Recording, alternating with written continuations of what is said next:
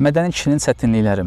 Azərbaycanda kişi deyiləndə əslində ağla xüsusi bir kateqoriya gəlmir. Yəni bizdə kişi deyəndə hər hansı 10 bənddən, 20 bənddən ibarət belə bir kateqoriya yoxdur. Amma ən yaxşı halda belə bir bölgə edə bilərik. Azərbaycanlılar kişi, güclü kişi və zəif kişi başa düşürlər. Yəni cəmiyyətin gözündə kişi ya güclüdür, ya da zəifdir.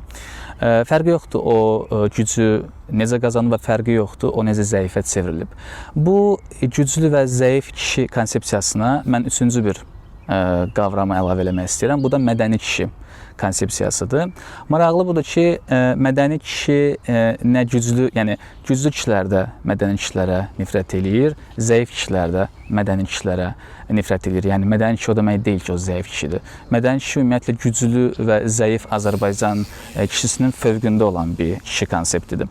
Dolayısıyla əslində biz mədəni kişi deyəndə Azərbaycan mühiti üçün olduqca yad bir termindən danışmış oluruq.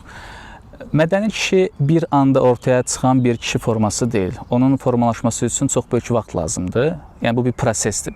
Məsələ burasındakı mədəni kişi öz mədəniyyətini, öz mədəniliyini, belə deyək, daxili sahəsini kəşf eləyəndə o ilk olaraq başa düşür ki, onun ətrafında olan hər bir ünsür, yəni Azərbaycanda ki, hər bir ünsür, daşından, torpağından hər bir ünsür ona düşməndir. Yəni Azərbaycandakı bütün cəmiyyət, ailə, dostlar, sosial qurumlar, tarix mədəni kişi formatına ziddir.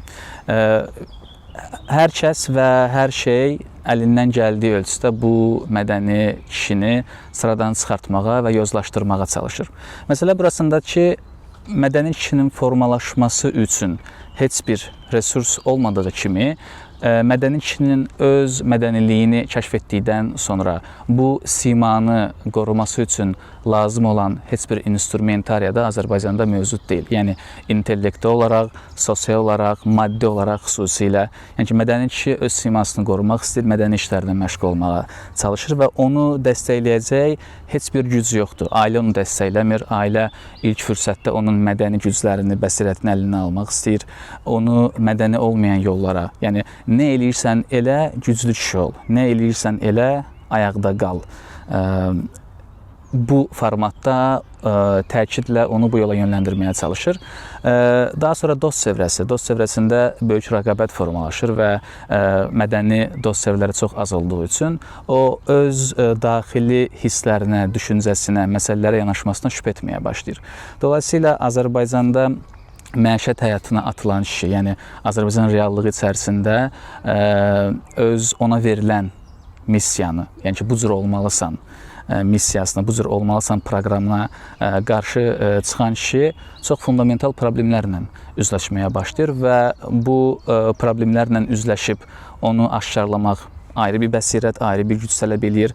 Bu problemlərlə mübarizə aparmaq, onlara qarşı gəlmək, yəni öz simanı qorumaq ayrı bir problem təşkil edir, ayrı bir güc tələb eləyir və ən əsasda bütün bu çətinliyi, bütün bu çulğalaşmış zülmü, belə deyək, ona qarşı olan bütün vektorları kəşf etdikdən sonra mədəni kişinin ən böyük problemi intellektual olaraq, maddi olaraq və mənəvi olaraq bu problemlərə qarşı vuruşmaq yolunu tapmaqdır.